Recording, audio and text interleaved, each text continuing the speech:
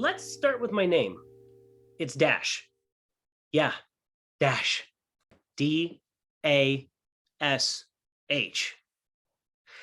My dad believed I would be a fast runner, or hoped I would. But also, I think my mom named me that way before I was born, because she hoped that it wouldn't take very long to have me. They both got it wrong. I'm not a fast runner. And my mom actually set a record for hours in labor at the hospital where I was born almost 13 years ago. So I never set any records for running the 100-yard dash, but I did have a hand in setting the record for the most hours it took for a mom to have her kid. And that record still stands.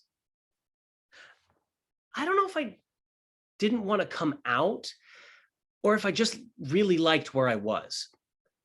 It's a weird thing.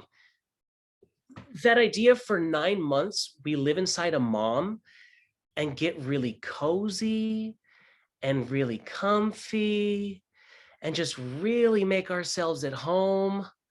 While on the outside, your mom is miserable.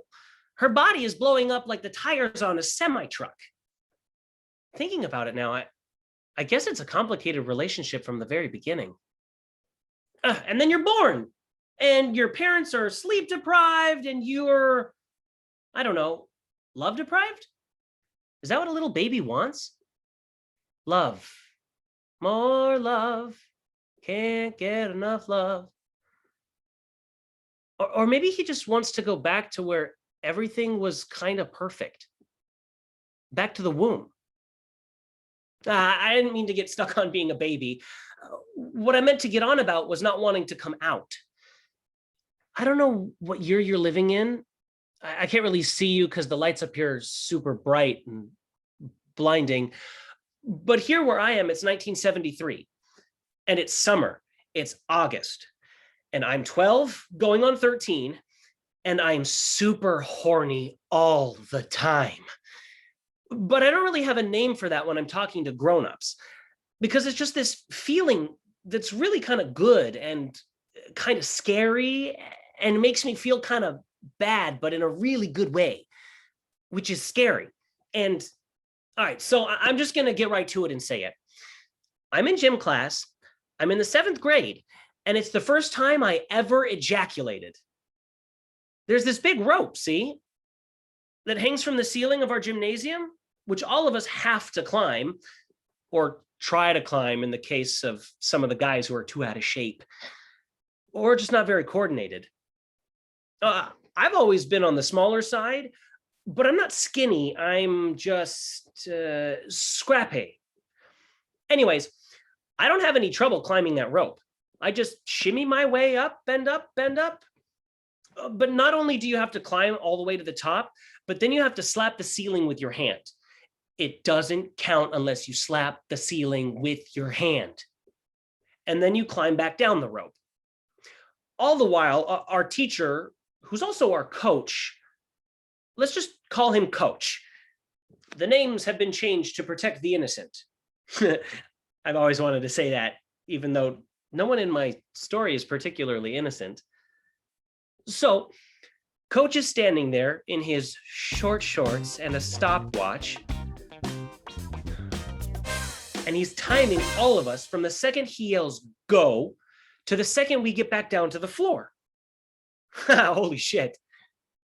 I just realized that if you add an O to go, it becomes goo, which is funny since I'm telling you about the first time I ejaculated. Anyway, Coach is there with his stopwatch, but I honestly don't remember my time. What I do remember is Coach's short shorts and his muscular, hairy legs. Blonde hair that shimmers like an inappropriate invitation. And now it's my turn to climb the rope. Those hairy legs have me hypnotized until I hear him yelling, "Dash, Dash, you're up!" Reluctantly, I come out of my dream where I'm married to Coach, and we live together in New York in a loft painted all white. and spent our summers on Martha's Vineyard with the Kennedys and our dog named Diana Ross. But now I'm back in the gymnasium that smells like old socks and coach is yelling goo. I mean, go. And I'm climbing that rope so fast that even a couple of the bullies are in awe of me. It's an incredible feeling. That combination of being 12 years old, being really good at climbing that rope, and being hypnotized by Coach's blonde, hairy legs. Well, I have an instant boner, and in seconds, I ejaculated all over my gym shorts. So then it's the smell of sweat, and my cum, and whatever else drips from your body after you've shot a load like that in front of a bunch of other horny middle school boys. The whole thing was head spinning. I mean, okay, it was kind of embarrassing, but also kind of amazing. Now, here's where things get weird. Finally living up to my name, Dash, I climbed that rope really fast, and I slapped that ceiling with my hand again and again and again, and I am feeling like I am king of the world. I look down at everybody cheering, and I really like where I am. Kind of like before I was born when I was hanging out inside my mom. I just like it. I like being up here. I like how it feels and how things look from the ceiling of the gymnasium looking down at the world. And suddenly I realize I don't want to come down. I mean, I'm 12 years old and I'm thinking, what if this is it? What if this is as good as it gets? What if this is the best moment of my life? And also, I mean, since I can't see you sitting out there, and since I'm also being crazy honest, I have cum all over my shorts, and I have no clue how I'm going to hide it or explain it. As long as I stay up here on top of the world, I am untouchable. I've already had some crazy dreams about boys I liked, and boys I liked that I didn't even know I liked. I have posters hanging in my room of football and basketball and baseball players, pop singers and TV stars, and even one of Jesus wearing bell bottoms and a necklace of puka shells. Oh, it's around the time that Jesus Christ Superstar scandalized the Methodists, when some of us kids in the youth choir wanted to sing some of those songs in church. Sorry, I'm getting off track again. I was talking about some of those crazy dreams that I've been having about boys. That's the thing about dreams. Anything goes. No one's there to change the channel or yell at you for saying something or doing something. And so it just happens, you know, in your dreams. You just do what you really want to do. And what I really want to do is have crazy sex with John Ransom, who is a year older than me and the star of everything. Wait, when I say crazy sex, I don't really know what I mean because it's 1973 and I haven't had crazy sex yet. Or any sex yet. I've just had these dreams. And I don't know if ejaculating when you're climbing a rope in gym class counts as sex because what would that mean? That I had sex with a rope? Maybe that qualifies as crazy sex, but I just don't know. You hear people say stuff, grown-ups, older kids even. You hear them talk about sex and they make it seem so like it's a sport, something you're supposed to win. But we don't have sex teams that play each other. There are no Super Bowls for sex, at least none that I've heard of anyway.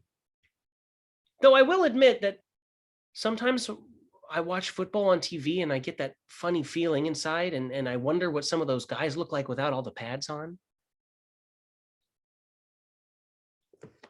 Sorry, I'm 12 years old. I'm easily distracted.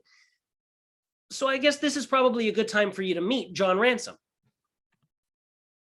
Yeah, I was there that day in the gymnasium. They had combined 7th and 8th grade gym class. So all the boys were in one class.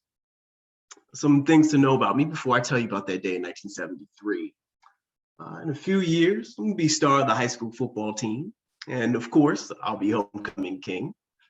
I'll also start on the varsity basketball team as a freshman, which is almost unheard of. And some of the seniors, it pisses off some of the seniors who then quit the team. And then I'll set school records for running the mile. I was pretty good at almost anything I did. And all that time, I'm dating plenty of girls, no trouble in that department. But secretly, I might have liked boys a little bit. No, I guess I knew I liked boys, but I knew that boys like me couldn't like boys. So it was my secret. And I didn't really know about Dash. No, that he had the same secret. I mean, thinking about it now, I probably should have known it, but I just didn't think about it then. Couldn't risk it. I'm still up here on top of the world thinking about sex. I mean, if sex turns out to be as good as it is in my dreams, then it is a wonderful life. Oh, but then again, what if it isn't? What if sex doesn't live up to how I imagine it? Uh-oh. What if I have a better imagination than whoever invented sex in the first place? Oh, I don't want to think about that. Think about something else. Think about something else. Think about something else. My dog ran away. My dog ran away. My dog ran away. My dog ran away. Okay. If I'm being crazy honest, then I admit that taking a shower with a bunch of other naked boys after gym class is hell and torture, and also the best part of the day. I mean, this is a real question. Do you have any idea how many different body types there are? And how different guys look without any clothes? I'm super careful not to stare. That wouldn't be cool. But even if you're not looking, you're still looking because there are naked guys everywhere you look.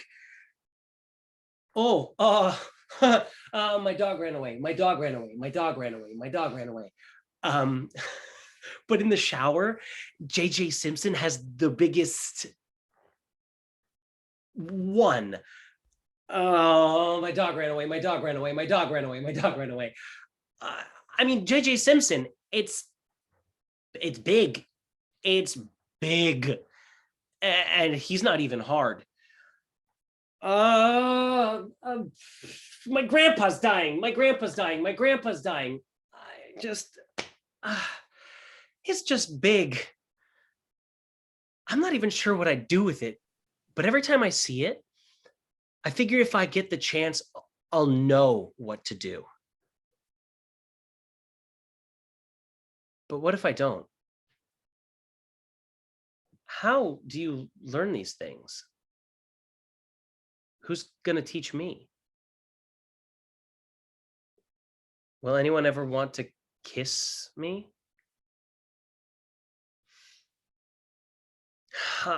I'm going to stay up here for as long as I can. So when I graduate high school, I know I have to move as far away as possible if I'm going to be able to be myself. So I ended up going to college in California. And after that, after college, I can't wait to move to San Francisco. That was 1981. Sometime, huh? Now, some of you probably already know where this is going. Oh, in San Francisco, I'm finally able to be myself, to come out, to be out. And then everybody starts to die.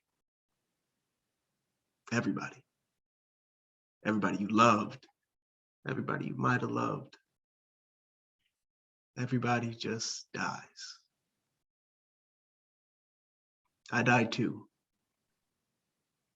AIDS, or the gay cancer, which is what they call it in the early days when being HIV positive is basically a death sentence.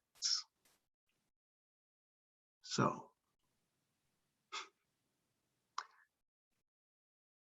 you have the advantage of knowing how I died before I do. But that day in 1973, I do remember being in the gym and seeing Dash at the top of that rope and him not coming down. And to be honest, I think it's kind of cool. You know, I understand what he's doing. I kind of wish it was me up there. Well, here's Coach's version of what happened that day. I haven't been a coach very long. I'm just a few years out of college, a young guy who's just always wanted to be a coach. But a coach also has to teach. So I teach PE and driver's ed and geography. I don't know jack shit about geography, but I like maps, and that's the class they need me to teach. So teaching PE is more like coaching, so it comes easy. But 7th and 8th grade boys, it's a pretty squirrely age. And when I don't find them amusing, they drive me fucking nuts. Get your gym shorts off your freaking head and stay away from the fire alarm. Here's something else I got to throw in the mix. It's the backdrop, the context, you know? This is August 1973. School has just started, which is why all this happened in 7th grade gym class. But also, the president resigned about a week ago. President Richard Milhouse Nixon. He just quit. He resigned, took off in a helicopter. There's been all this stuff going on about this thing called Watergate. And my parents talk about it with a pained look on their faces like they're having bad gas. My mom will say, why'd he do it? Why'd he lie about doing it? Why'd he ask others to lie about doing it? And my dad will say, oh, I told you not to vote for him. Anyone could tell he's not to be trusted. And then my mom will yell something like, no politics at the dinner table. And my dad will look at me and shrug. It's also around one of those dinners that I announced to my parents that if the Vietnam War keeps going and I get drafted when I'm 18, then I am moving to Sweden. My dad nods like he understands, but my mom bursts out crying and says something about how wrong it is that a kid even has to think about such things.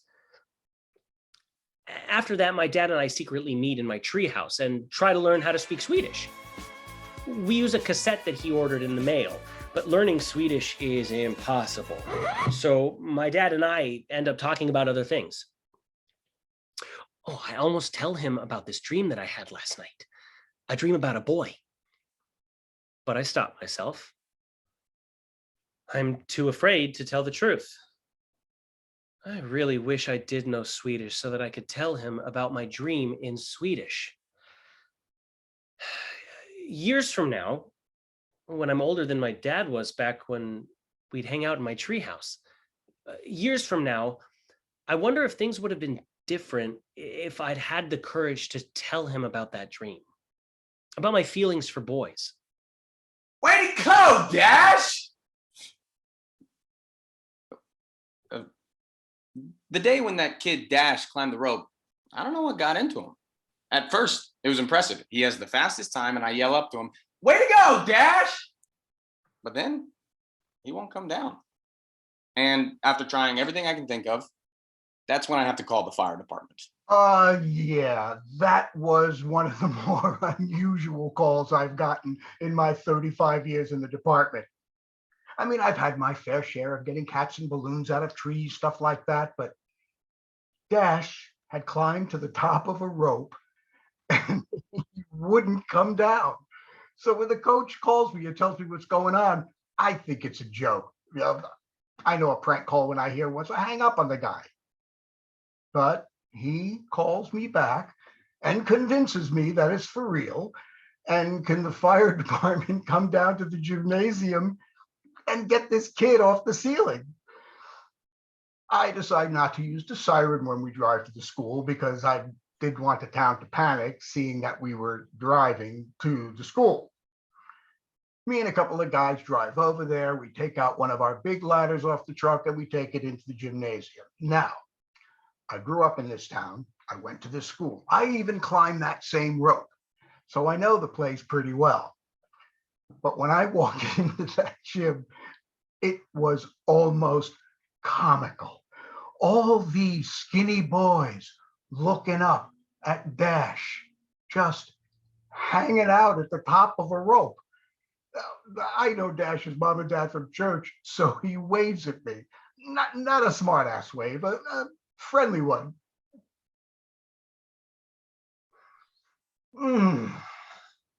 After we figure out how to get a ladder up there, I climbed to the top. So now I am face to face with Dash.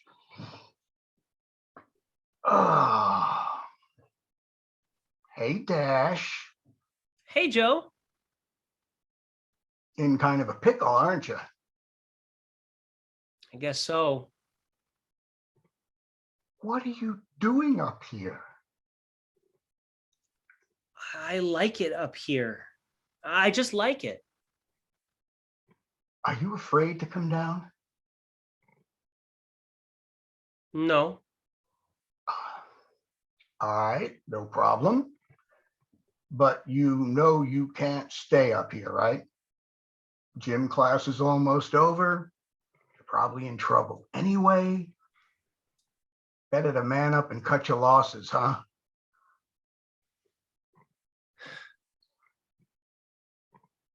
Joe, Yeah. do you speak Swedish? No. Oh, Why did you ask me that? I'm looking for someone to teach me Swedish. If I hear of anybody, I'll let you know. That would be great. Oh, sorry you had to come up here like this. It's all in a day's work, kid. But what a day. Yeah, huh? You sure you're okay? I don't know. All right. How about I climb over to the rope? We'll go down together. You up for that? Maybe. All right. Now, here. Just put your arms around my neck and just hold on. I won't let you fall. We'll go slow. I'm right here, buddy.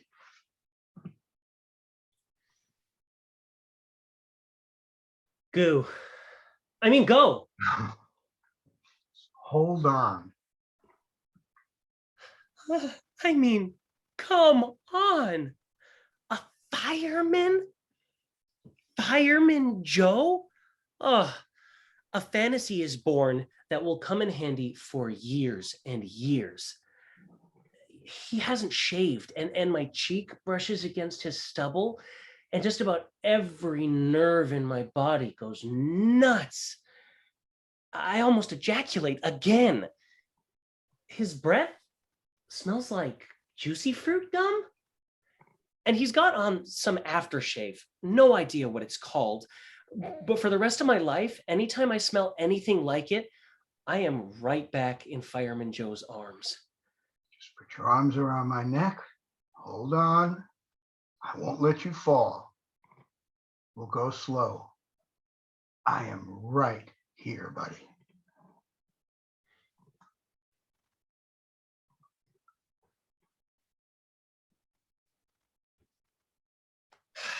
Of course, I get in trouble, and I'm sent to the principal's office, where I argue that I'm less guilty than Richard Nixon, and what kind of an example is he setting for kids like me anyway?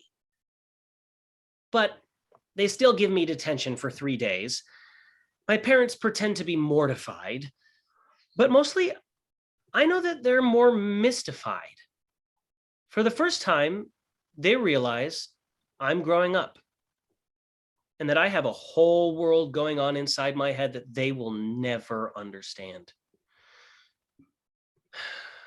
Later on in my treehouse, when my dad and I are still pretending to learn Swedish, he tells me that he thinks that it was cool that I climbed that rope and I wouldn't come down. he actually cried and told me that he felt that way too sometimes.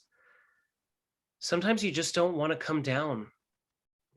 You just want to stay above it all.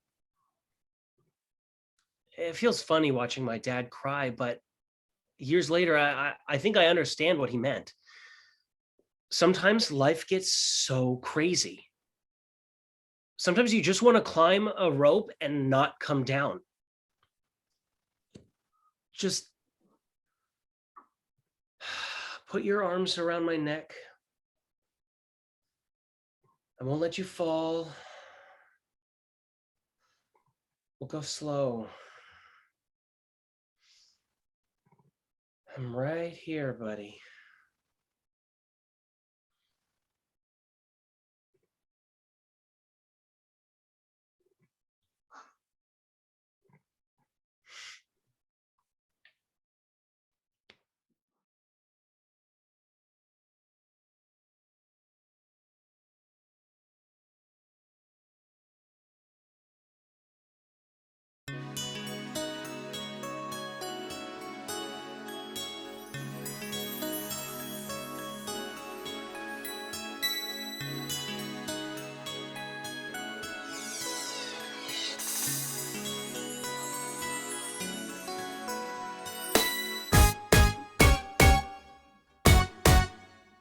Oh my God. Maybe I should leave you two. Maybe you could finish up and I can You cute when you pretend to be shy. You know that, right? pretending. I don't know what you mean. You want me to stop? I figured we talk, you know? Oh, Before it's just, we haven't seen each other in a while, and since the last time you went down on me in the passenger seat of my car last summer. all right, look out, boys, we're coming in hot. Ooh, what can I say? I'm warm-blooded.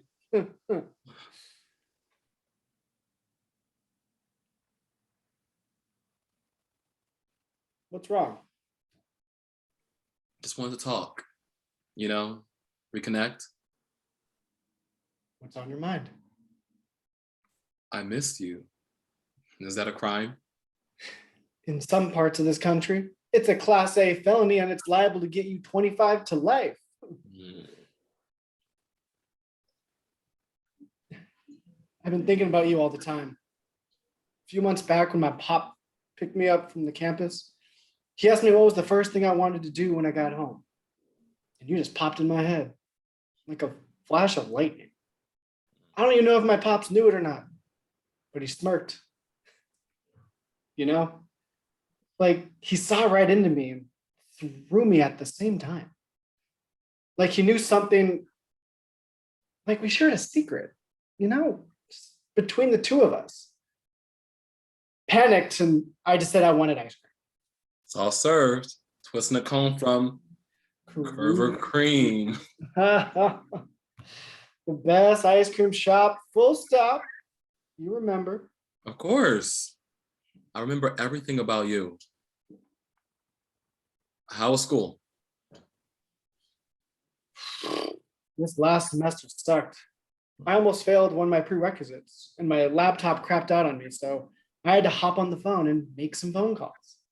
I finally got it replaced in well-researched 15-page final paper for my intro to civics class. Didn't save, so I had to rewrite the whole thing from scratch. Does anyone? I got an A-. I was saying, does anyone get themselves out of a pinch? It's you. I'm proud of you, black man. Proud of you too. David, I'm sorry. I didn't get around to You've been on my mind. Really. With school and everything. I have to. The last semester wasn't the best for me either. They shut down the dorms earlier than they said they would, so I was pretty much homeless for like a week before. Had to petition the school so I can grab my things and put the things I couldn't throw in the back of our van in storage. Oh. Have you ever put anything in storage? Don't think I have. It's sketchy. The site manager looked like he came from one of those Victorian penny dreadfuls. You know, if it were a Crenshaw swap meet. No one told your sedate ass to move all the way to fuck out to the West Coast. It's Stanford. What was I supposed to do? The acceptance rate is, I Don't mean, explain to me. You have had your sights set on outer space as long as I can remember. Why not go to a school 15 astronauts went to? 17. Huh? 17. You said 15. Oh. Did I? Such a troll, man. You make it too easy. I see you grew into your nose. Looking fine and shit. Sure, you kept yourself busy, being so damn resistible and everything. It was a lucky girl. Boy, actually. Do your parents know? Trying to tell you. I did some growing up since we last spoke. Who is he? Some Korean Chester Lockhart wannabe. We met in chemistry. He was my lab partner and bonded kind of quick. He's adopted too. Some white evangelical from Omaha took him in as a baby orphan, and he's still not over it. We fooled around, but it was nothing serious. He gave me the boot after a couple of weeks. Turns out he and I have some fundamental differences. Like? He called microaggressions a myth and said he didn't see race, even though the last 3 hookups before me were all black men, because he's, quote, size queen with unquestionable high standards. And he can't help himself, especially since black guys have the fattest, blackest cocks. Oh, that limp dick son of a bitch. He also had a lot of internalized self-hatred. Mm. He's very light-skinned, super pale, super white. Has the thing that he calls jungle Asians. I couldn't even. What about you? You've been working out, I see. Filled out a bit from the looks of it in all the right places. So what's his name? Astrophysics. Come on. Not all of us look like an African Joy Russo type, but the black J from 16 Candles. Now I take issue with the fact that I have to be black anything. Oh my God, now you're just nitpicking. Okay, well, okay, all I'm saying is you never hear Celine Dion being referenced as the white Whitney Houston or Justin Timberlake being the white Michael Jackson. It's always the other way around. Besides, we have our own teen heartthrobs. Although I do appreciate a compliment. A handsome devil like you. Still don't believe you haven't seen any action since we is Stanford just full of uggos or something? One isn't as motivated to find someone else to scratch that itch when their first someone is as notorious as the famous Omari Barnes. Oh, not that famous. Turned down a full scholarship at a Division I college to study law. I had to think about life after the NFL and seeing that everything from the Olympics to the World Cup and all the sports in between are canceled for the next year and a half. And it looks like I made the best decision at the right time. You are certainly great at making life decisions. Not always. I could have reached out more, kept in touch. You know how you can go months without seeing someone, and when you meet them, it's like you hit the pause button again and picked up right where we left off? I'm kind of feeling that right now. Me too. Wait, you're on underwear, right? No, might see anything you like. Very nice stitching, nice color contrast. Ooh. Omari, don't tease. It's not teasing, especially since we both know how this is going to go down. And how's it going to end, Omari? With your hand between your legs, eyes crossed, and seeing stars. Oh, really? Really? Is your door locked? I think so. What about you? The folks are out running errands. Shouldn't be back for a while. which means I got you all to myself. That's something to show me. Wait, hold on. What is? Okay, well, screaming. Oh, What's going on? hold on. I got a message from one of my followers. Please, sorry, please forgive me. I gotta. Look at that motherfucker. You fucking shot me, motherfucker. Ah, motherfucker. Fucking bitch. Yeah, bro. I'm fucking out here bleeding. These niggas got me. Fuck. You need to see this. Fuck y'all did. I don't. Again, nigga? I really don't. I've seen the videos. To me, But this one, Which one is it? The one with the redneck white supremacist who brought a bow and arrow to a protest because all lives matter? The video where the sociopath in blue shot that little girl at point blank range with pepper spray? Or the clip where the little piggies went to the market and called the protester a fucking faggot? Not that one? What about the one where the police officer slammed his vehicle into a bunch of civilians? The video where the boy gets shot in the eye with a lead pellet-filled beanbag and is carried down the street of Cleveland as he bleeds out on another protester? The video where two cops shoved a 75-year-old white dude, calls him to fall and smash his head on the pavement? Or my favorite, the compilation tape of white people looting, or where people look like you and me to take the fall and their asses get beat with every inch of their life by law enforcement? Which one are you talking about exactly? David, I'm sorry. Maybe I should have just kept things light. Didn't mean to. No. I shouldn't have exploded like that. As opposed to. Pervert. Listen, we don't have to. You know, we can just talk like old times, right? Let's do that. No pretenses, no niceties, bullshit. Talk to me like we're talking back in quad in high school. I'll start. I hate asking this. But how are you feeling? How do you deal with all this? Because honestly, it's like holding in a scream, and that scream is like a gas stove leaking into a condemned building, you know?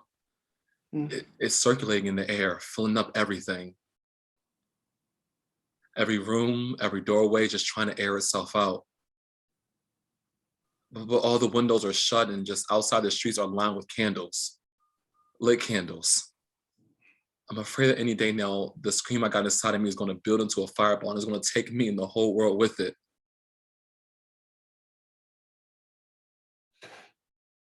How does anyone deal with this?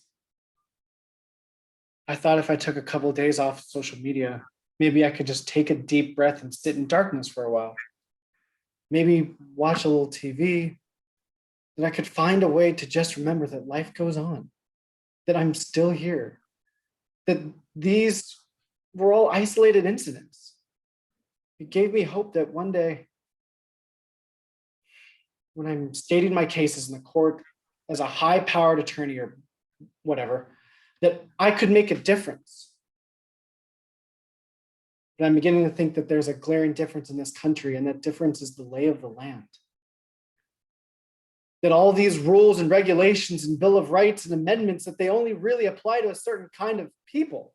And the only people to really see the change we want in this world need to burn it to the ground. Only I'm scared of what happens next. Humans are creatures of habits, and old habits die hard. Everything is just so fucked. I thought this was going to be my year, but since quarantine began with COVID-19 and college campuses shutting down, and there's just all these other factors at play. Sky-rise unemployment rates, our second recession in less than a decade, an impending Great Depression, the rise of Danu fever in Asia, a plague of black locusts swarming through Central Africa, possible UFO sightings, and there's a string of murders against us, people who look like us, live like us, from the same ghettos and same suburbs. And yeah, it's been happening, right? But it's happening in real time. It's like the fucking Battle Royale or Hunger Games. And the only weapons they have to arm themselves are the cameras on their mobile phones. And it's just beginning to feel like some kind of purge, you know, like we're being Like we're being hunted. hunted.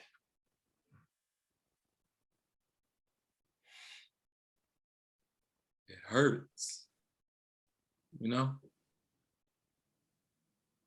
When's the last time you got a full night's sleep? Mine was the day before yesterday. I passed out at like 7 p.m. Woke up and it was 11 a.m. the next day. Slept 14 hours.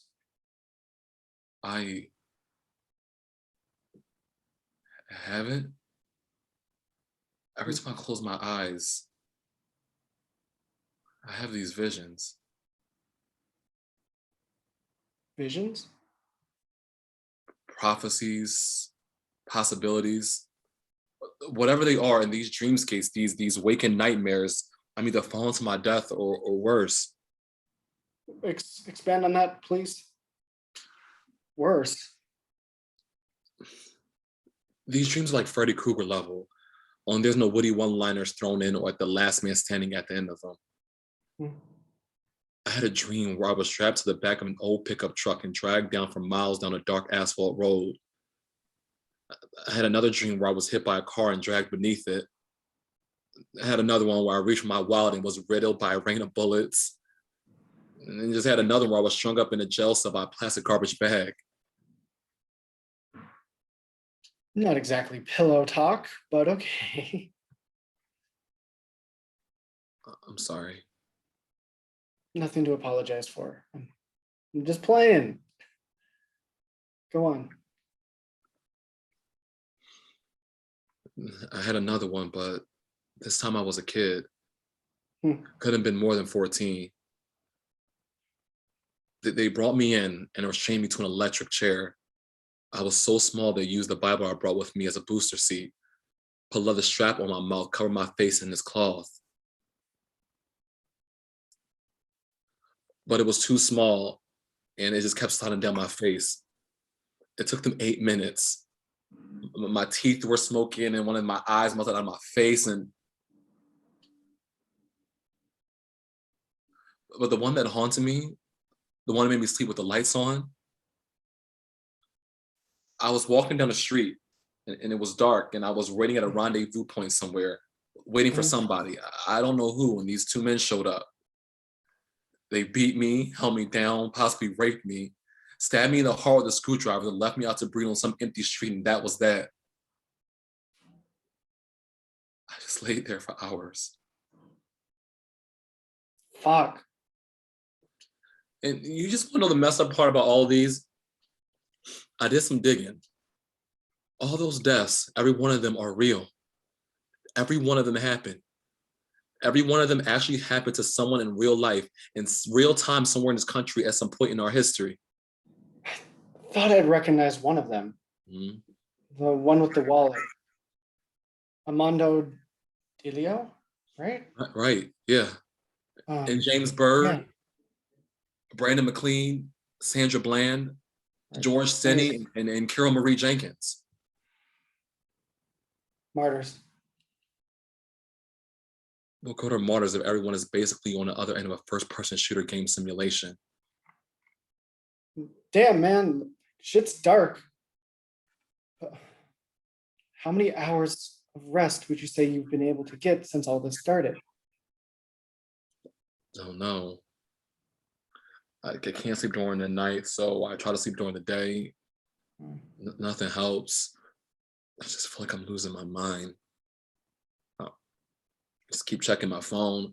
I keep checking the news, keep refreshing on my social media pages. See, that's your problem right there, my dude. Take some time off. Social distance yourself from the internet. Can you honestly say it'll help when the whole world feels like it's caving in on you? And don't we have a responsibility to stay informed, to know what's going on? Yeah, but we have responsibilities to ourselves too.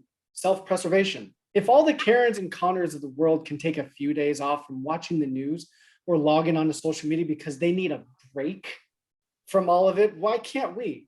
Being plugged in every day, watching this shit unfold all day, every day especially, in quarantine. It's not healthy. It can't be. You know what they say, we can't be tired. It's forbidden. In order to get things done, in order to get real change, The dream you had, where you died in the middle of the street, what were you doing before? don't know. But the woman this happened to, she was selling encyclopedias door to door. She was being followed by 2 white men, and she took shelter with a young white couple, the Neals. They called the cops. The cops found the men who chased after her, interrogated them, and then just went about their merry way. The wife of the couple walked her for a few blocks and even offered to let her stay, but they didn't want her to be bothered. They parted ways. She traveled toward the predetermined rendezvous point where she was supposed to meet her co-workers, and within the span of half an hour, she was murdered in cold blood. You see, she was in Martinsville, Indiana, a sundown town, 1968. She was 20 at the time, 1 year older than the both of us. She just thought she'd be safe, and it was her first day at a new job, and all she did was want to make a good first impression. Right. This was almost 52 years ago, and this shit is still happening. Both of her murders walked. They lived long, died of old age or cancer. Not even a half-assed formal apology on their deathbeds? It's just the fact that they just keep walking, you know? Yeah. Yeah. The jury rests, makes their decision, and those bastards walk right out and over our graves. It's just like a mass grave they keep adding on to the pile, no questions asked. George Zimmerman walked and hasn't stopped boasting about how he murdered Trayvon Martin. Whoever killed those 2 white girls and blamed Jill or Stinney, a 14-year-old boy, and let him fry, they walked and danced right on his grave. And usually it's an all-white jury, and we're shocked, just shocked when other material is left butchered, laid on some depraved science experiment to firm it in a swap. And their killers are found not guilty of kidnapping, murder yet another 14-year-old boy. They are moral monsters, and we're expected to live amongst them instead of doing what they were supposed to do in any other fair book tale that they write. Are monsters slain at the end of the fairy tales? When the sun rises, aren't vampires supposed to burn like ashes and shatter to the winds?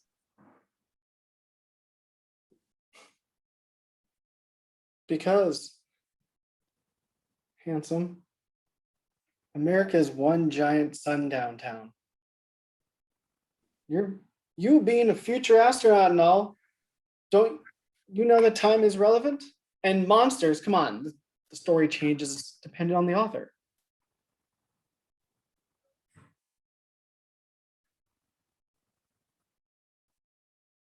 You reached out. I thought I could use a distraction, but here I am talking about. Never mind. Shit's crazy out here. There's no leadership. But with the quarantine and the time to peruse the internet, it's like overnight niggas just decided to be all solidarity and Black Lives Matter. Well, Black lives only matter when you're granted access to the whole of your humanity, not just 3/5 of it. How does this make me feel like maybe your life don't mean shit, you know?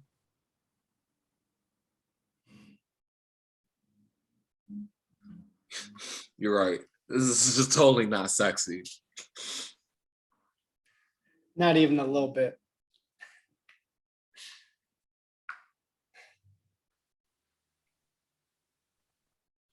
No one looks at me the way you look at me. You know that? You were the first person outside of my folks to tell me about myself. Made me feel beautiful, special, seen. I see you, Black man.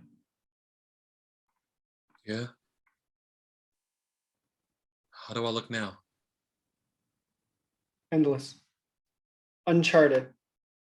A fucking galaxy far away from all this. Full of light from stars that can never die. That are so warm, so bright, full of force. With enough power to make another big bang. That's how you looking. For real.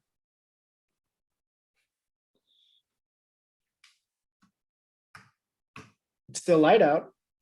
Groover is still open. Might treat if you're down.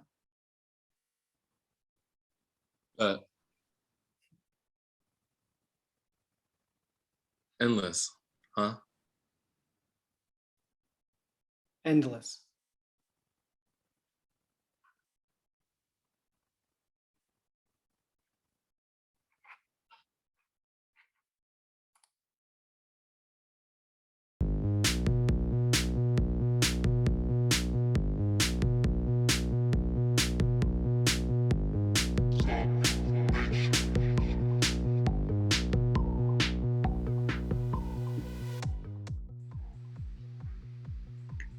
Oh yeah? Well, fuck you too, you Trixie Mattel wannabe dumb dumpster fire. Damn it. I didn't fucking spill that queen's drink. Oh, hey. You got a light? Hey. You got a light? Jesus Christ. Hello? Hi. Hey. Whoa. Sorry. Didn't mean to startle you. Do you have a light? Can I borrow it?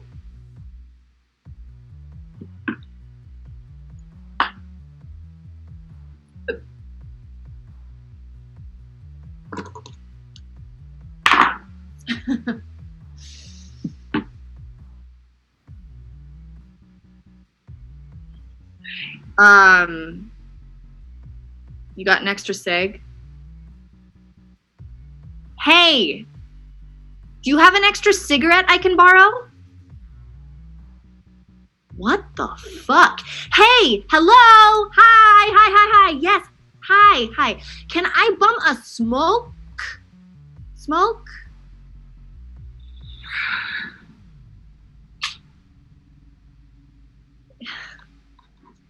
Thanks.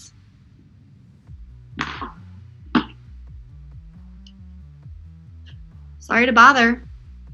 Can see you're busy.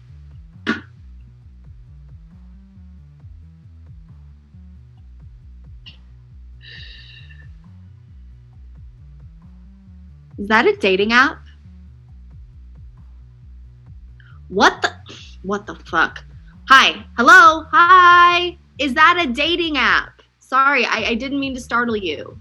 Again.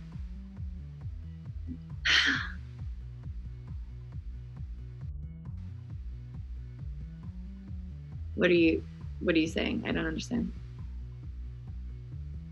I don't understand what you're saying.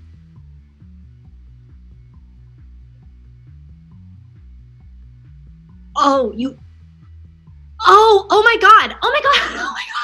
You're deaf. Oh, okay. Sorry.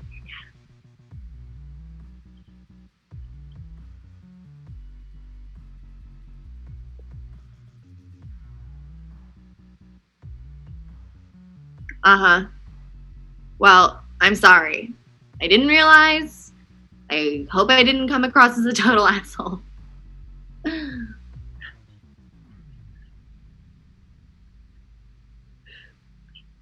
Okay. Cool. Got it. So, was that a dating app? On your phone? Tinder or something? Sorry, I was kind of peeking over your shoulder. I'm a basic bitch, I know.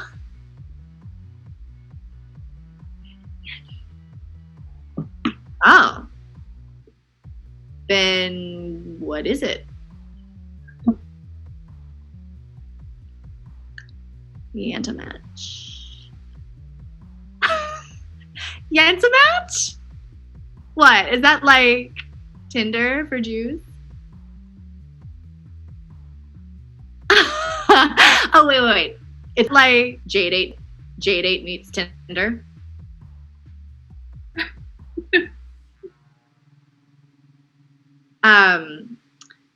Does yes mean yes? Oh, okay. And what does no mean? No. Okay. Perfect. So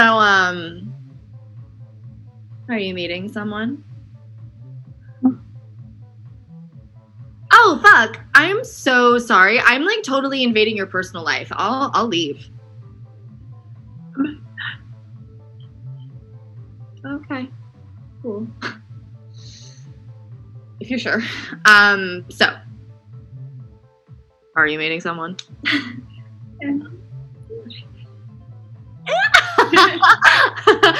Here at a drag bar? Yeah.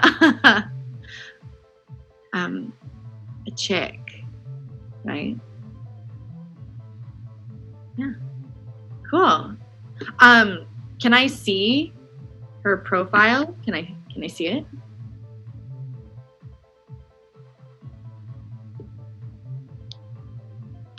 Sadie.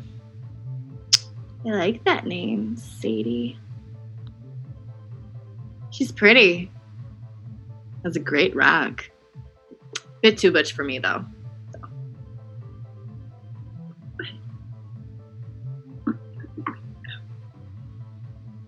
Huh?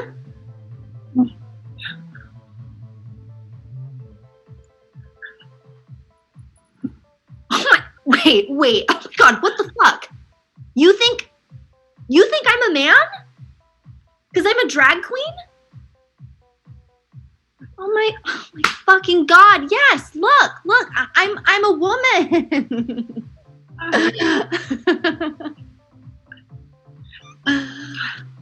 Sweetie, drag queens don't just have to be cis men.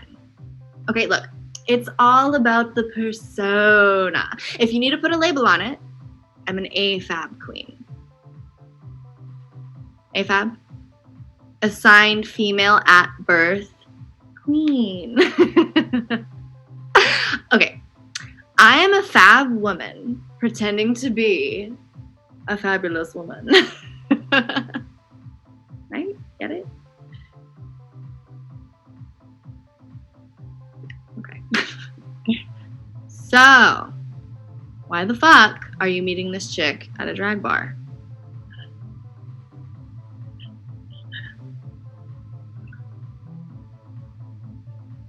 I don't... Wait. Have you ever been to a drag bar before?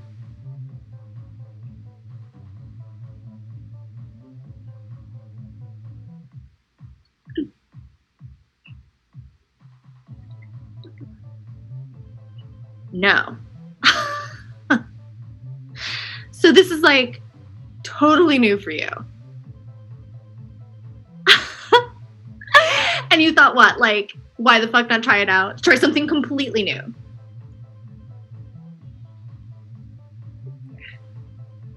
That's cute. You Jewish?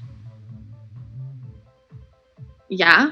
Sorry, I just thought, isn't Yentamatch only for Jews? Okay. Well, since you are Jewish, you're gonna love my drag name. Wait for it. Hava Nagila.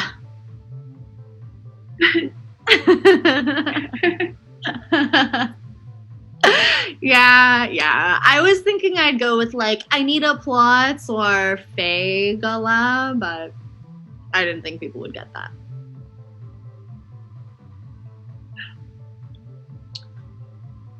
Faye Gala. Faye Gala? You know, it's like the Yiddish equivalent for fag.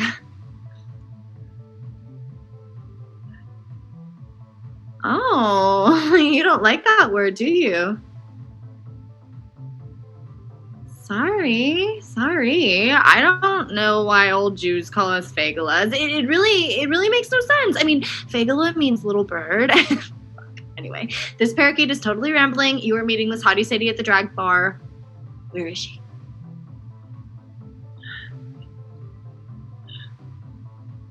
Okay, well, go in then. Wait. Does she know you're deaf?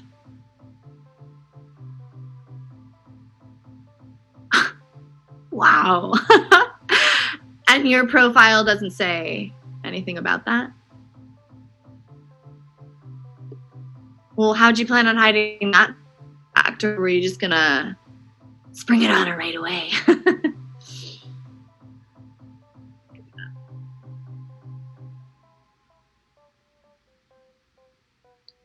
Sick lips, looking, coughing, looking.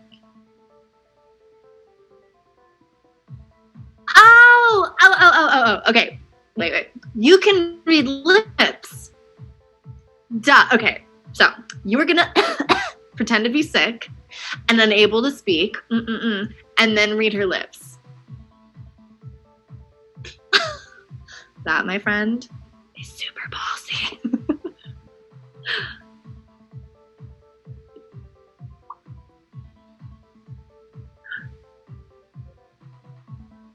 Proud, yeah.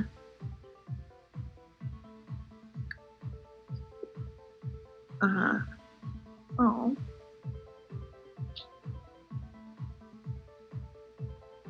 Yeah. Girls.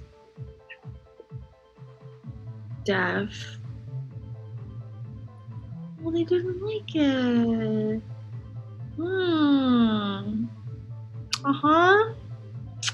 Bummer. Is Sadie Jewish as well? Okay. How do your parents feel about you being queer?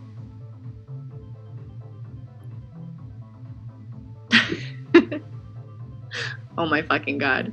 All my parents care about is that I marry somebody Jewish. Man, woman, cis, trans, non-binary, who cares? They have to be Jewish, okay?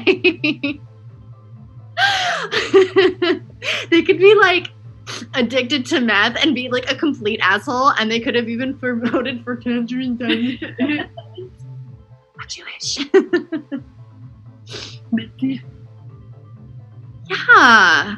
I mean, I could meet the most kind-hearted, loving person who would be like the healthiest, best partner ever, and my parents would still be like, well, he, she, they, them isn't Jewish, you're disowned and totally out of the will.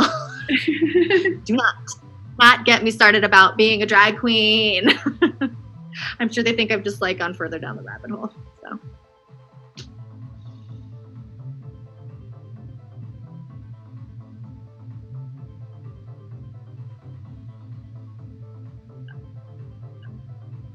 oh fuck.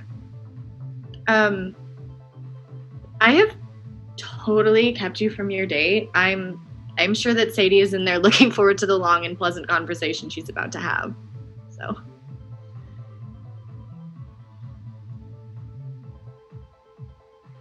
yeah. Have fun.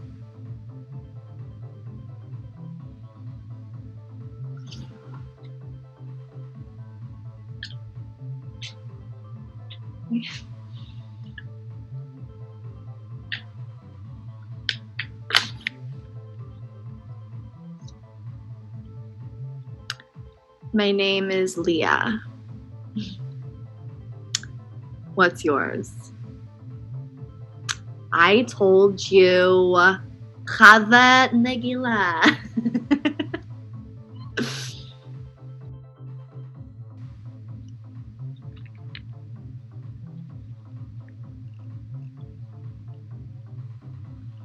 Your real name.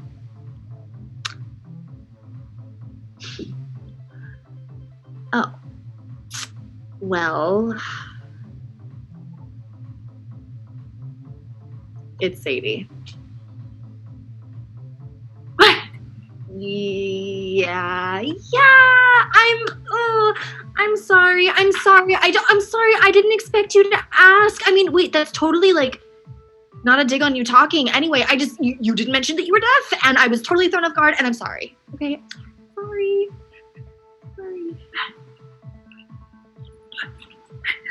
Wait, are you signing something about me being in drag? And how I didn't mention that on my profile? So you're upset with me that I didn't mention that I did drag on my profile. So you're upset with me that I didn't mention something super important about me on my profile?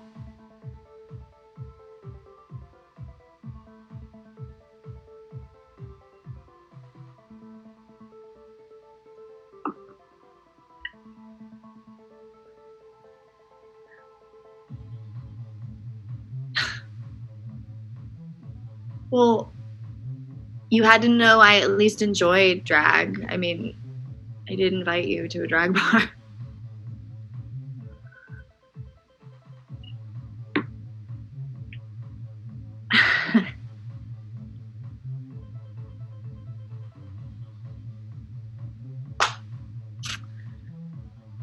Does sorry mean sorry? Okay. Good. Sounds like we're even then.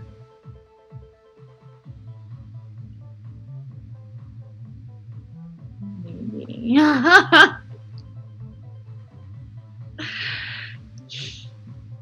Do you want to start over? Go inside and grab a drink? Or if you're more comfortable, we can read from the Torah. I believe this week's Parshat's from like Naso. It's basically how women can never do anything wrong, and sure, it's about like infidelity and sin, but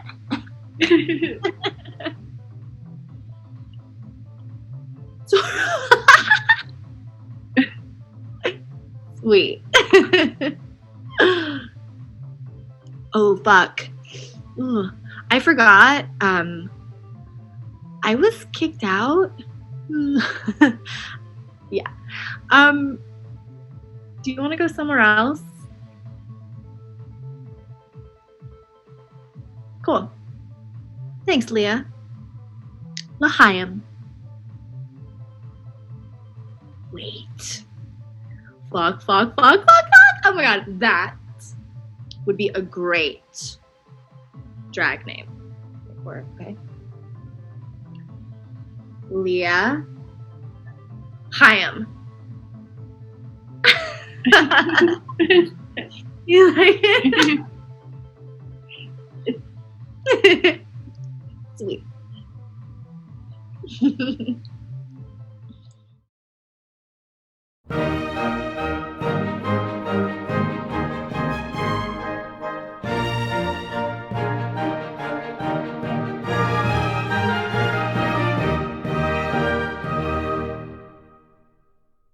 Scene 1. Jim is recording a video for their YouTube channel. So that's why faux's the way to go. I only want to see fur on the animal who grew it. And speaking of cruelty, let's hear it for our beloved emperor. I know this is a fashion channel, but allow me this one unfashionable rant, my sweets. Word has it they will approve another tax increase, as the economy already sucks. But at least our beloved emperor will now have everything they need. A sad combo of greedy and needy. And because I said so, here's rant number 2. Can y'all please stop it with the emperor memes? I'm clearly not a fan of theirs, but let's respect each other's pronouns the way we respect ourselves. Equal parts passion and pride with a dash of insecurity.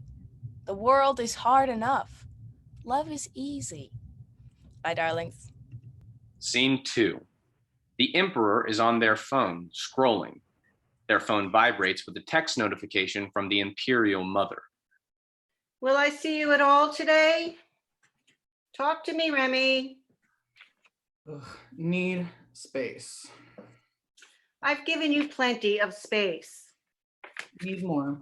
Internet says I greedy anyways. It's just politics. You're doing your best. They all hat me. They give you hats? Ugh, not hat. I meant the hatters. They make hats? No, hate.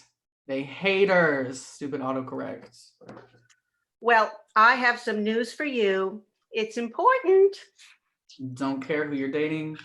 Don't want details. Please stop giving details. It's about you. Don't care. No feel good. Really? Because you just posted a thirst trap of yourself on Instagram. Mom, I blocked you. How? I have an account posing as a sexy person. Are you okay? No, because my mom catfishing me. Let me see you. No phones, face to face. I'll come upstairs. No see anyone. I'm a meme now. Emperor scrolls to an image on their phone with the caption, Her Royal Empress, the Emperor. It's what insecure people do. They tell men they're too feminine and women they're too masculine. So what does that make me? You're special. Don't want special. Just want to be. Come downstairs. You can't stay in your room forever. Can too. I emperor. I do what I want. Royal decree. Blah blah. I love you. I know. I love you. Ugh, whatever.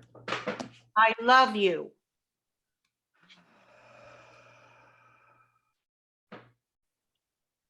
I'm not doing okay. I'll be right up. Scene 3. A dance party. Come on out, all you party people. Dance. DJ Tori commands you.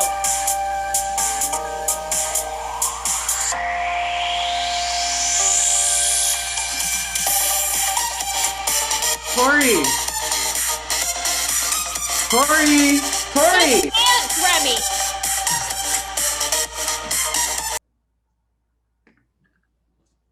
What?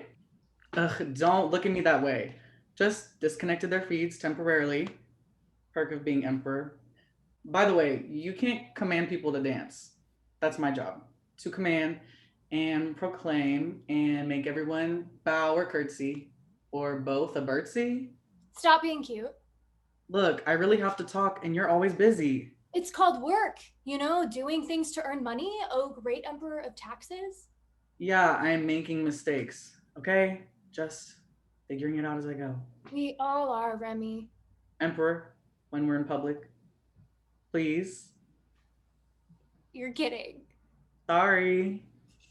I've literally seen you wet yourself twice.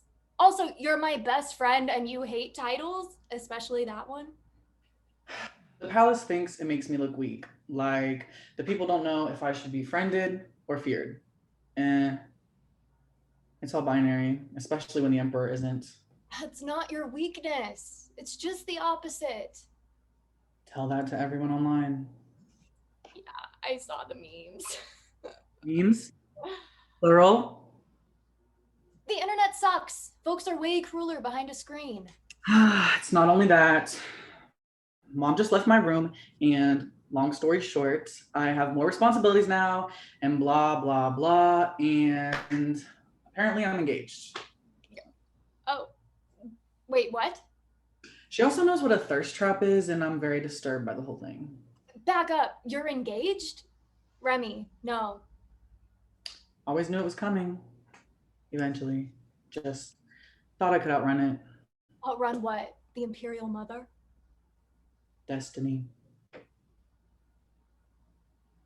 Maybe it won't be so bad, you know? I mean, tell me what they're like, your mate to be. Which one? I'm engaged to one of a dozen candidates from kingdoms I've literally never even visited before. But they all have one thing in common. Shared misery, a solid foundation for any marriage. They're all women, as in Remy, you're a guy. I know who you are. Your friends know who you are. Even your mom kind of understands most of the time. Doesn't matter. Does I have to do it for the stability of the realms? So like, no pressure or anything. Remy, what if you just let everyone see who you really are? Like, not just glimpses or rumors, but the real, uncensored you and all of your fabulous genderqueer glory. Maybe they'd end up surprising you. Won't change anyone's mind. Maybe, maybe not, but do it for you. The more I express myself, the more crap I get from all the sides. I'm through. From now on, I'm gonna be a blank slate. Yeah, about that. What exactly are you wearing? It's like the absence of color or design or personality. Is it a tarp? Internet trolls don't bother me when I dress like this. Oh, come on. They're just trolls. Literally, some of them are from the troll kingdom. Okay, listen. Whatever happens, I've got you. I always will. I'm scared, Tori. Like, no matter what, I'm gonna lose something. Okay, so we run. I've got friends all over that we can stay with. I heard that there is a kingdom that actually rains glitter. I don't know. Destiny always has a way of catching up. Okay, better idea. We don't run. We do the opposite. What's the opposite of running? Oh, time for my next set. What's the opposite of running? Tori! I'll set it all up. Just don't be mad when you see, okay?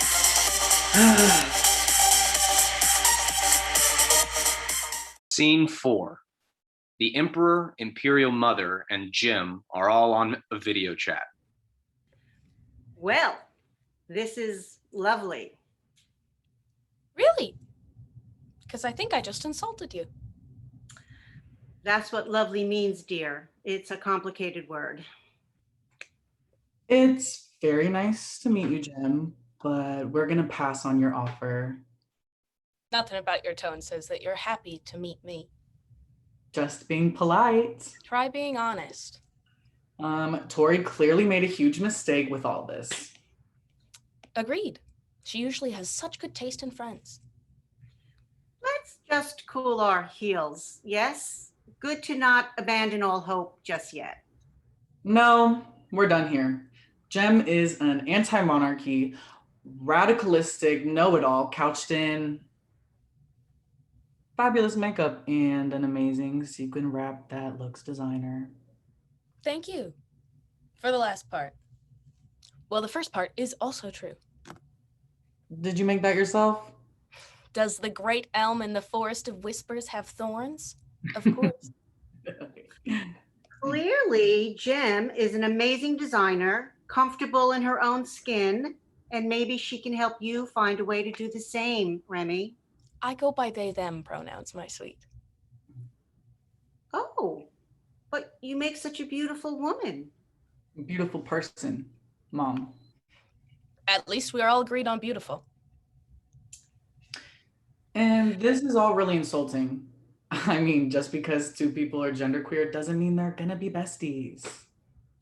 Remy, there's a lot I don't understand about you, and a lot I find confusing, and a lot that keeps me up at night, and a lot that makes me wonder, and honestly, a lot that, but you used to sparkle, Remy. Shine. That's why your DJ friend arranged this meeting. And all I want is for you to find a way back. This sounds like a private conversation. I'm gonna go. We can just try this again sometime, or Now, all of this reminds me of when I ran away, right after everyone decided I'd have to marry your father, Remy. Right before I ever saw him naked, which is really what started everything. Or I can stay, actually. I never wanted to get married, especially not to a man I never met. So I ran far. And then the palace guards found me and brought me back. So I finally met him. And I ran away again, twice as hard and twice as far because he made a terrible first impression.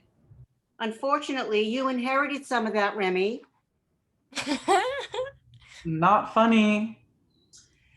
And as he came from the north, everything he wore was heavy and thick and smelled awful, as did he. Lots of fur wearing in the north. I've been arrested there a few times myself. For protesting. More or less. I lead an exciting life. So I ran, headed for places unknown.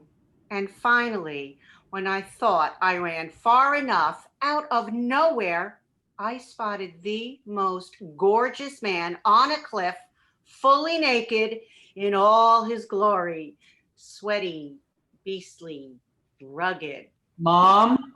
and furry. But it was his own hair. And let me tell you, I thought I liked men all smooth and muscled, but the way this man grew his own all over that plump, round belly made me. Stop. Continue. So, there he was, the emperor with no clothes. I didn't even recognize him at first. And when I asked why he was naked, he said the thing that made me want to return. Come with me or else. Arranged marriages are required. Shh. He said, I want you to see me, and that the choice was mine. I have no choices here. We create our own, Remy, where we can. Let's start with your wedding suit or gown or whatever outfit it might be. I'm sold. And what about tradition? Traditions are wonderful, especially as they grow. Then why not let me choose when I get married? And to who? Let that become the new tradition. Remy, there are some things I can't even change. You must marry a woman. Ugh, and who's to say that I won't someday? Just don't make me do this to prove to everyone that I'm someone that I'm not. Mom, would you hate me if I ran? I could never hate you. Or would you try and stop me? Well, it depends. Would you be running from or running toward? Scene 5. The Emperor and Jim communicate via Snapchat. Okay, so I got the last one. I like it, but maybe take it further. I want something even more bold. How far you want to go, your royalty? Remy, I told you. So, your royalness, I heard you also scaled back the new taxes. Impressed? I'd like to take credit. You should. Been feeling more like myself lately. Maybe it makes me better at what I do. You're a royal. You don't do anything. Ugh, not arguing with that. Well, look at us. Almost as if we're besties after all. Us? The message shows as read, but Jim doesn't reply. Hello? Still there? Just have a lot of work left. Is that why you never come to the palace anymore? I've missed you. Seeing you in person. The message shows as read, but Jim doesn't reply. They finally picked someone for me. We're setting a date as soon as possible, apparently. Congrats. You're happy? For me? You've grown on me, like that neon fungus in the Whispering Pond. So yes, I am happy for you. I want you to be happy. I don't know. What were you gonna say? I want to finish your wedding outfit before I crash. And? The message shows as read, but Jim doesn't reply. We've already been texting, her and me. A lot, actually. Let me guess. You trade nudes, falling in love? How into orbs? Well, yeah, about the love part. She is in love. Madly in love, actually. The guy in her kingdom. Even sent me a pic of the two of them, fully clothed. Now they're happy. I'm sorry. Mutual unhappiness. Heard somewhere that's the best way to start a marriage. For all the crap I've ever given royals, I just want to say, I meant every word, every single nasty one. But I'm sorry. Sorry for you and for her. At least I can marry the person I want someday. You want to get married someday? I want it all. Something so real, there's no question. Tell me what I should do, Jen. I make it a rule to never give advice about love, my sweet. Why?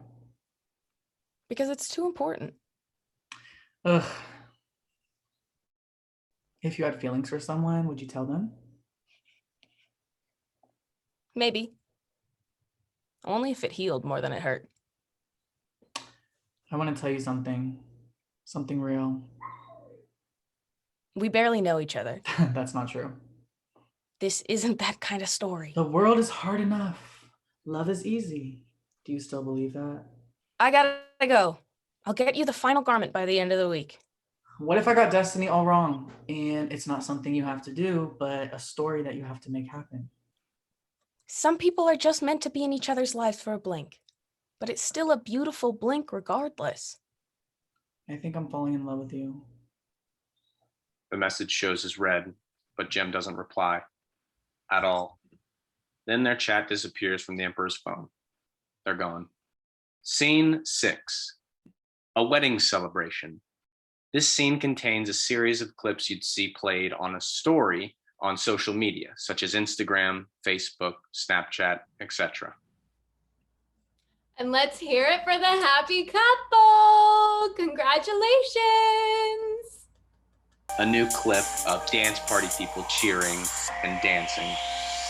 A new clip of the Imperial Mother holding her glass high in the air as she gives a toast. Which is why the Emperor shall now be recognized as their Royal Majesty. And today, as we celebrate the unification of these two kingdoms. A new clip of the Emperor dressed in their wedding outfit. It's fabulous. A new clip of dance party people doing what they do best. A new clip of DJ Tori hugging the Emperor, a mix of congratulations and consolation. A new clip of the Emperor giving a toast. We'd like to thank everyone for coming out today. Suddenly, they're interrupted by a commotion in the room. Jim has entered the space. Commotion from all around the room turns into mumbled whispers, silence. Remy. A blackout. Is the play over? Then the sound of quick footsteps, two people laughing, running away together to places unknown. Blackout.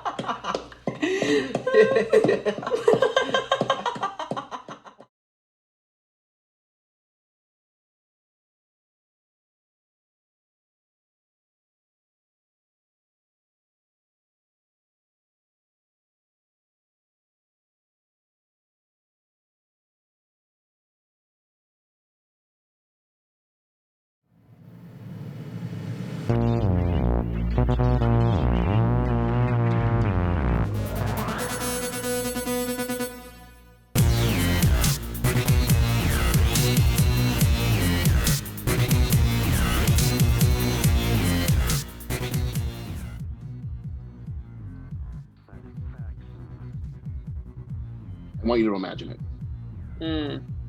So they're in the villa, and he rushes in, Remus that is, and he finds Aquilus. And he doesn't know that Mount Vitruvius is about to blow, but he gives this impassioned speech as if he needs to say it before the volcano explodes. Because if Aquilus leaves him, it will be as big a disaster. Remus tells Aquilus that he doesn't care.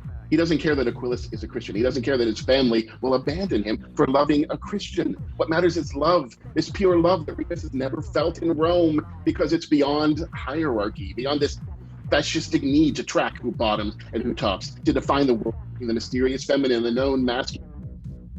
And Aquilus is moved. Why? Because it will be a super beautiful fucking speech. Oh. Trust me, I'm just giving you the skeleton, the bullet points. But yeah, They kiss as Vitruvius goes off and die before they know they're dying. The end.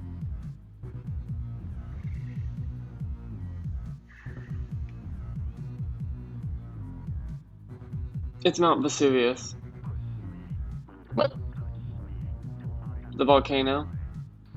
It's Mount Vesuvius. You've been calling it Vitruvius for like 12 minutes straight. Also, who are you? Remy. I'm Walif. Is Remy short for Remus? No, but good fucking eye. Or ear. Sharp mind, I mean. So the story is about you. Any story that isn't about the teller or the teller isn't worthless. Want to hit my joint? Is there cocaine in it? No. I'm good. So, I don't know if you can tell, but I'm trying to seduce you. Neat. That's why I told you about my award-winning screenplay. Strong choice.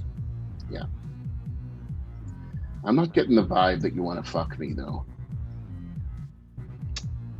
Astute. Why? Because you spent 12 minutes telling me about your screenplay? Okay, fair. I talk a lot, even at the best of times. And what are these? The bestest of times?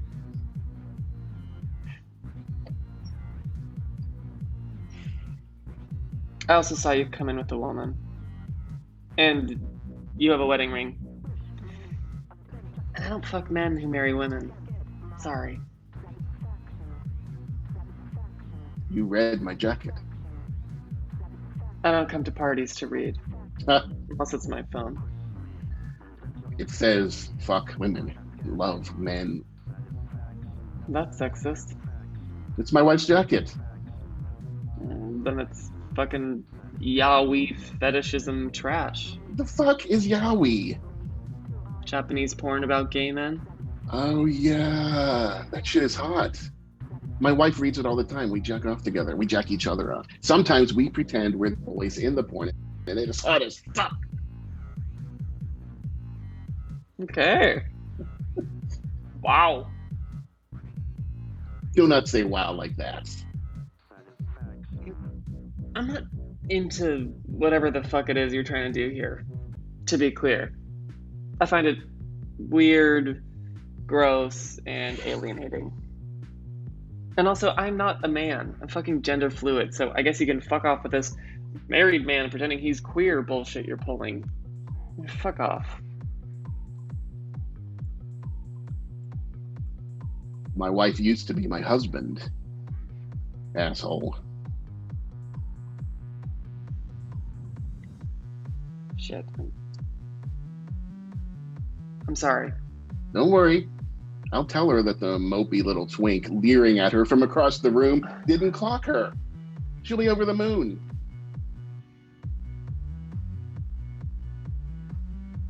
So your wife doesn't get dysphoric when she pretends to be a man? She's I'm a woman, not calling no her matter what. fake. I'm just curious. She's still figuring it out. Right now, she's a woman.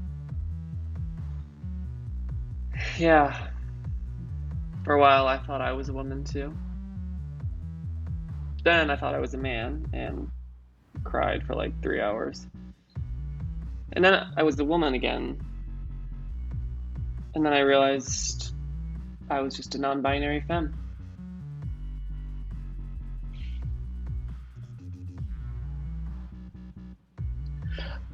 I came out of the womb a leather daddy and never looked back. At my christening, they had to remove my little leather cap and dry my beard. You are a lot. I try. Take of uppers.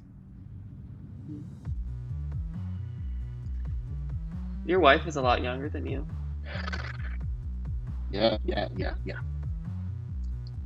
She's a little older than me. How long you been together? I'm not an old pervert, all right? How old was she? Look, I'm not proud of it. You know what? No, you are not going to pull your millennial purity culture bullshit on me. Oh, wow.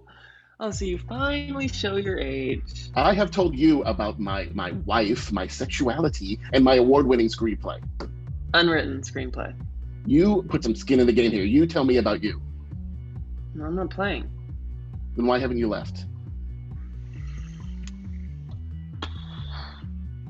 Intense vertigo and depression.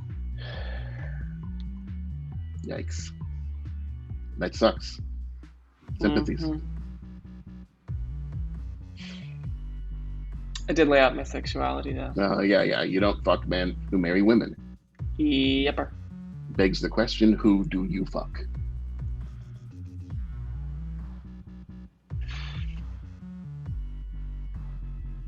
I don't know yet.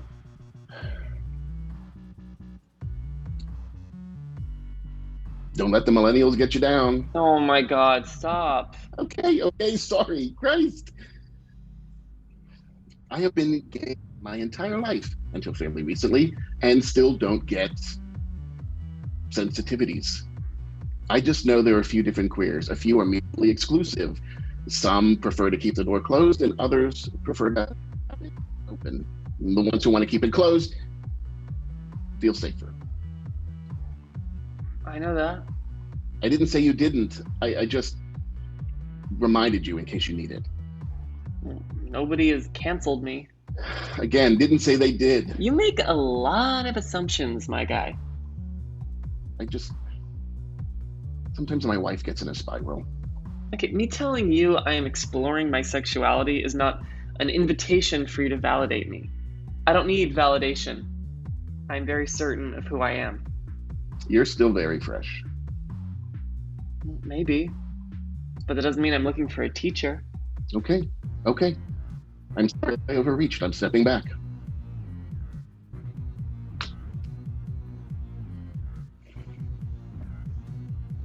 Why am I like this? Like what? I should not be attracted to you. I have stated over and over I am not attracted to you. You are overbearing. You are crass. You call me a fucking millennial. I admit the millennial thing was I assholeish. still want to fuck you. And I don't want you to leave. But I hate you and fuck. Fuck. What am I doing here? I'm not even a real queer. I feel so sick. Do you want me to get you a ginger ale? No. Do you want me to roll a joint? Yes. Heads up, I'm not good at the joint rolling.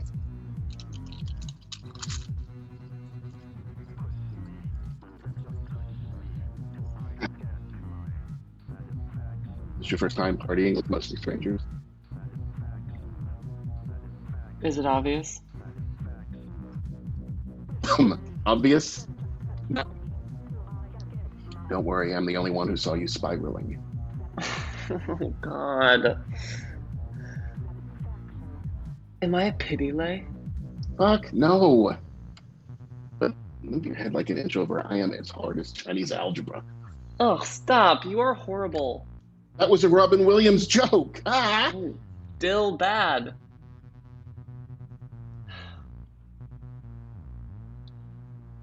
I didn't start drinking or partying until I came out. Was it rough? No. Actually, opposite. It was because For the first time in my life, you had people you wanted to party with. You had people you wanted to celebrate with. You felt you could be messy for once.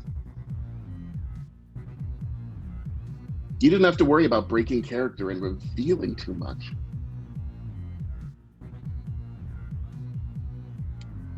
After a lifetime of being quiet, you could be loud, and take up space, and not worry that you'd be abandoned.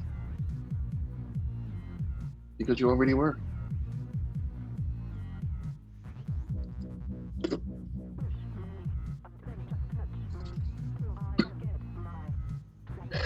But it's never so simple and clear. Because people are people. And we are still trying to figure out what that means. And we hurt each other all the time, even as we try to lift each other up.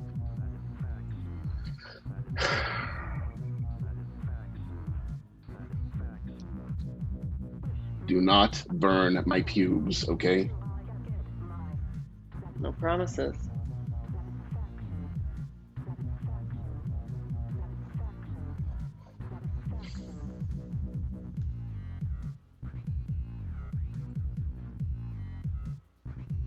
Are we gonna fuck? Sweetie, you are not in a place where I feel comfortable doing that. Oh. Does that mean you're leaving? No,